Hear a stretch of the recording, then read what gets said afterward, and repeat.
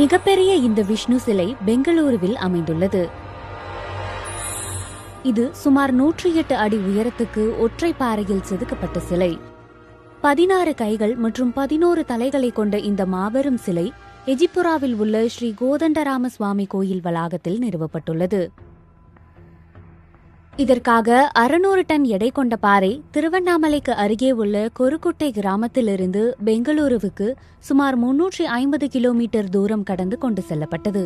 இந்த சிலையை வடிக்கும் பணி 2010 தொடங்கி 2025 நிறைவடைந்துள்ளது. டாக்டர் சதானந்தா சிறப்பு முயற்சி எடுத்து சிலையின் வடிவமைப்பில் கவனம் செலுத்தி இந்து முறைப்படி இது செதுக்கப்படுவதை உறுதி செய்தார். சிலையின் மதிப்பை இதுவரை கணக்கிடவில்லை என்கிறார் சதானந்தா.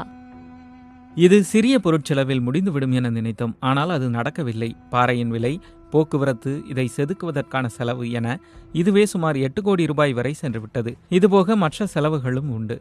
எனது சொந்த பணத்தையும் கடன் வாங்கியும் செலவு செய்தேன். நிலங்களை விற்றும் வேறு சில வழிகளிலும் பணத்தை ஏற்பாடு செய்தேன். இந்த பாறை நிச்சயம் பெங்களூருவை அடையும் என்ற நம்பிக்கை ஏற்பட்ட பிறகே நன்கொடைகளை பெறத் தொடங்கினேன். பின் பலரும் முன்வந்து தாராளமாக நன்கொடை அளித்தனர். உலகிலேயே இதுதான் ஒற்றை பாறையில் செதுக்கப்பட்ட மிகப்பெரிய விஷ்ணு சிலை என டாக்டர் சதானந்தா கூறுகிறார். எனினும் BBC சுயாதீனமாக இந்த தகவலை உறுதிப்படுத்தவில்லை.